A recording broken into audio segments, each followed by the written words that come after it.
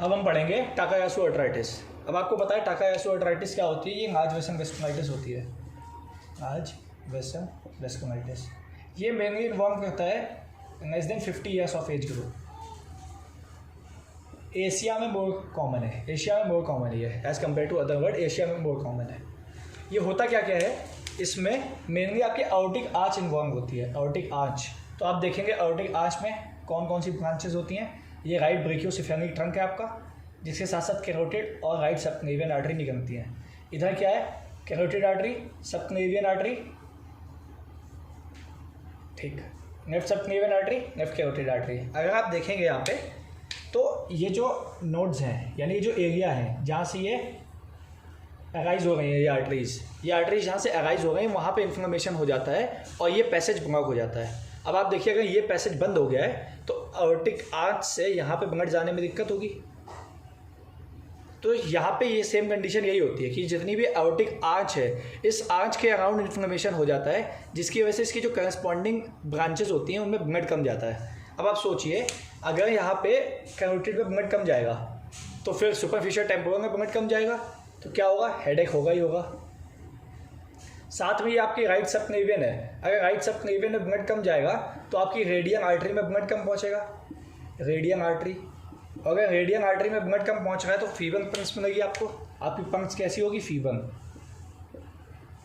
यानी week Punk's बनेगी आपको। साथ साथ क्या होगा, अगर इंटरनल कैरोटिड आर्टरी इन्वॉल्व है तो क्या हो जाएगा, सडन ब्लाइंडनेस हो सकती है, सडन ब्लाइंडनेस। अब पूरा ब्लड सप्लाई की वजह से नर्व सप्लाई भी इफेक्ट होती है तो न्यूरोलॉजिकल मैनिफेस्टेशन भी मिल सकते हैं। यानी आपको फाइंडिंग्स में क्या क्या मिलेगा, न्यूरोलॉजिकल मैनिफेस्टेशन मिल सकते हैं, न्यूरोलॉजिकल। इसके साथ साथ क्या मिलेगा आपको, हेडेक, सडन ब्लाइंडनेस हो सकती है,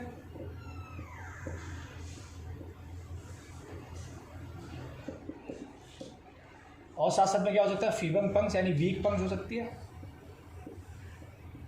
अब इन सब कंडीशंस की वजह से इसकी जो डायग्नोसिस होती है, जो प्रोग्नोसिस होती है वो पुअर होती है। इसकी प्रोग्नोसिस क्या होती है, पुअर। आपको मैंने पिछली बार बताया था जब हम लोग दूसरी टेम्पोरल आर्थराइटिस पढ़ रहे थे कि उसकी प्रोग्नोसिस अच्छी होती है, लेकिन टाकायासु आर्थराइटिस की प्रोग्नोसिस क्या होती है, पुअर होती है। इसको ट्रीट करना इतना आसान नहीं होता है। कई बार क्या होता है, टाकायासु आर्थराइटिस की वजह से रीनल आर्टरी भी इन्वॉल्व हो जाती है, रीनल आर्टरी की ब्लड सप्लाई भी हैम्पर हो जाती है, क्योंकि जब आर्टिक आर्च में दिक्कत है तो उसकी ब्रांचेस में दिक्कत होगी, जिसकी वजह से रीनल आर्टरी में भी ब्लड सप्लाई कम हो जाएगी। इसकी वजह से क्या होता है, रास सिस्टम एक्टिवेट होता है। अब आपको पता है जब भी रीनल आर्टरी की ब्लड सप्लाई कॉम्प्रोमाइज़ होती है इसकी वजह से हाइपोपरफ्यूजन होता है किडनी का, और जब भी कभी किडनी का हाइपोपरफ्यूजन होता है तो रास सिस्टम एक्टिवेट होता है, रेनिन एंजियोटेंसिन एंगस्ट्रॉन सिस्टम। ये रास सिस्टम एक्टिवेट होकर क्या करवाएगा, ये करवाएगा हाइपरटेंशन। तो देखिए हाइपरटेंशन मेनली दो प्रकार की हो सकती है, एक हाइपरटेंशन सीन इन एल्डर्स और एक होती है यंग्स में। अगर हाइपरटेंशन एल्डर में है यानी 50 ईयर की एज ग्रुप के ऊपर की है तो आप समझ सकते हैं ये इस हाइपरटेंशन का मेन कॉज जो होगा वो होगा एथेरोस्क्लेरोसिस। ये नेचुरल प्रोसेस है, धीमे धीमे होता है। तो अगर एल्डर में आपको हाइपरटेंशन मिल रही है तो मोस्ट कॉमन क्या होगा, एथेरोस्क्लेरोसिस। लेकिन अगर आपको किसी यंग एडल्ट में 50 से कम एज में अगर आपको हाइपरटेंशन मिल रही है तो most common cause age in Asia Takayasu arthritis है, टाकायासु आर्थराइटिस। और हमने आपको टाकायासु आर्थराइटिस का रीज़न भी बता दिया कि अगर रीनल आर्टरी को कम ब्लड मिलेगा तो हाइपोपरफ्यूजन होगा, इस हाइपोपरफ्यूजन की वजह से रास एक्टिवेट होगा, इस रास के एक्टिवेट होने की वजह से हाइपरटेंशन होगा। अगर ये एंटर में हाइपरटेंशन है तो कॉज होगा एथेरोस्क्लेरोसिस। लेकिन अगर यंग्स में हाइपरटेंशन मिल रही है तो मोस्ट कॉमन कॉज क्या है, टाकायासु आर्थराइटिस है। यहाँ पे इसकी प्रोग्नोसिस मैं आपको फिर बताना चाहूँगा, प्रोग्नोसिस पुअर होती है, पुअर प्रोग्नोसिस।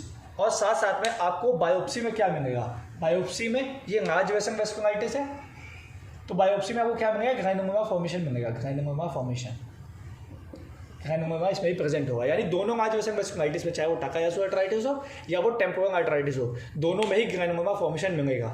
लेकिन जो टेम्पोरल आर्थराइटिस है उसकी प्रोग्नोसिस क्या होती है, अच्छी होती है, और इसकी प्रोग्नोसिस क्या होती है, बहुत पुअर प्रोग्नोसिस होती है।